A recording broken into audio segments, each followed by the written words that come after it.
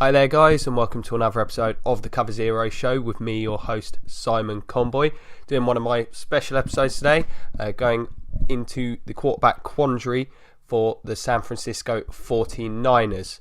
So if you've not seen one of these episodes before, I will be going through the current circumstances that have led to me deeming this to be an issue for the team, offering up suggestions as to what they may do this year as well as what I think they should do, and then offering up options for the future if I don't see them on this roster at the moment. Quick spoiler alert, I don't see one on this roster at this point in time. So the current state of the 49ers, everyone from last year including Kaepernick is gone. They brought in Brian Hoyer and Matt Barkley, who were both with Chicago last year, both saw some playing time there, and drafted CJ Beathard in the third round of the NFL draft. Now, we would have to assume at this point that Brian Hoyer is going to be the starter heading into the 2017 season. Of course, by far the most experienced of the group. Barkley was probably more productive than most would have thought last season. A lot of turnovers in the games he played, but there was a lot of statistical production there, even if a lot of it did come in garbage time. So there is maybe a bit more upside there than we would have thought going into last year. And CJ Beathard, whilst he was drafted pretty high in the third round and they did trade up to go get him, he doesn't look like an NFL starter to me. I don't know if he's got the arm there. Would think he's likely to be a career backup type. That's the impression you get. However, may have to assume that Kyle Shanahan sees something that he can work with there.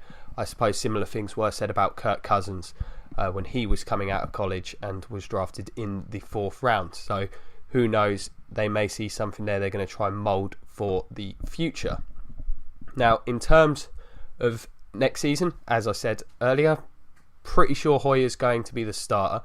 In terms of free agency, now that Jay Cutler has decided he's going to the announce booth, it's hard to see anyone out there. Of course, they're not going to hop back on the Kaepernick bandwagon.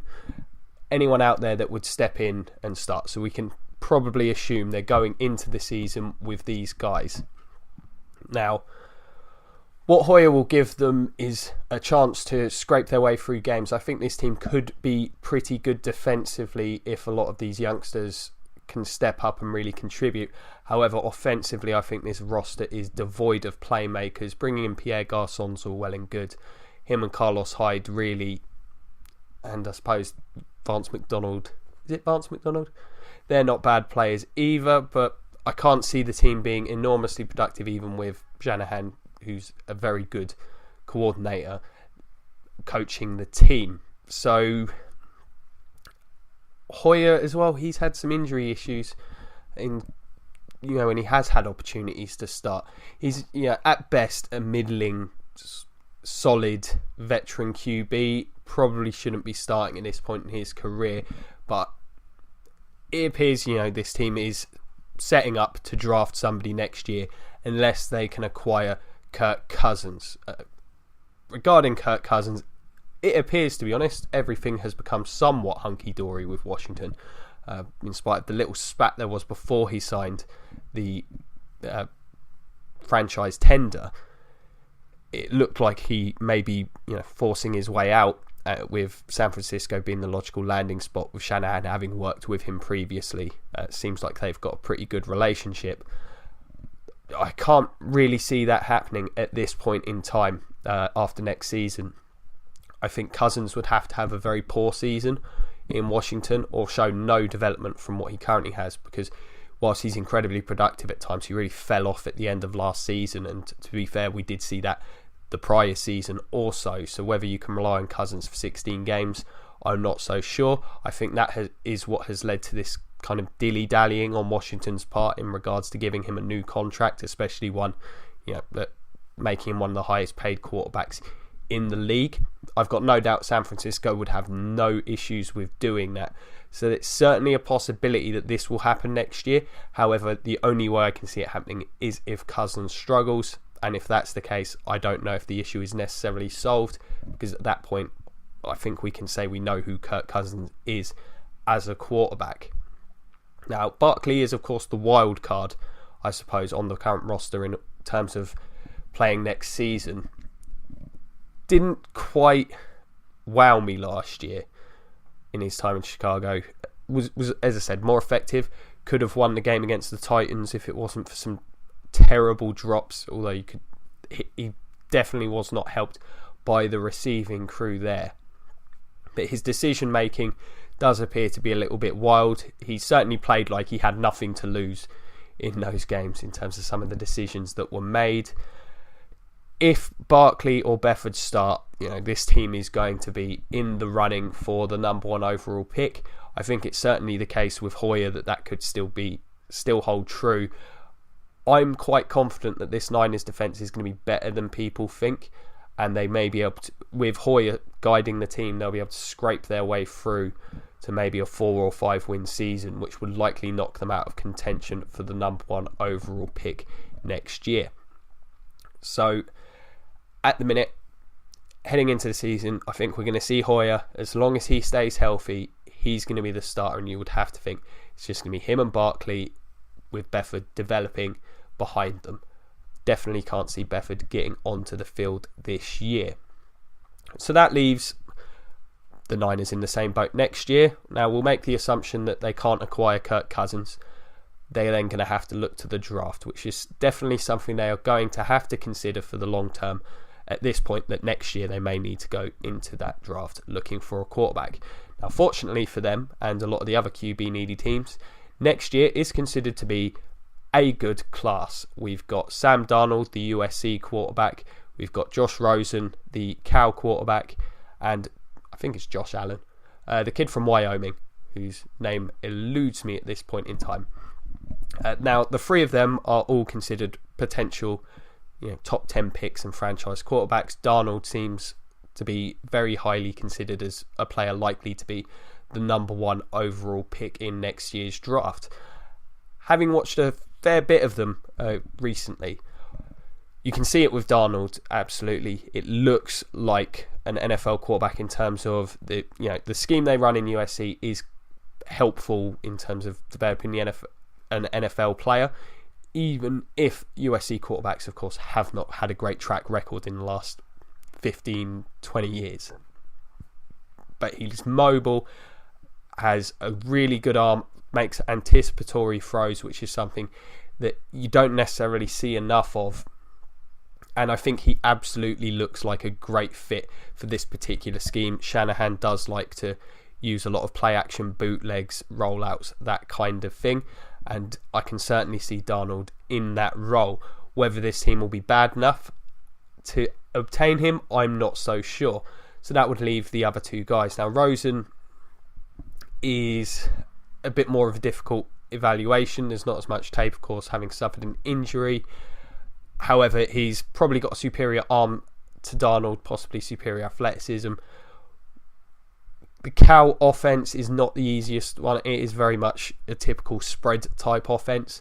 So whether he'd be able to step in and help straight away, that remains to be seen. Again, I'd need to see another year's worth of solid college tape from him to even think he's going to be a top 10 pick, let alone project what he may be able to do and how soon in the NFL. Darnold, I think, would be a day 1 starter wherever he goes at this point in time, unless he falls off next season.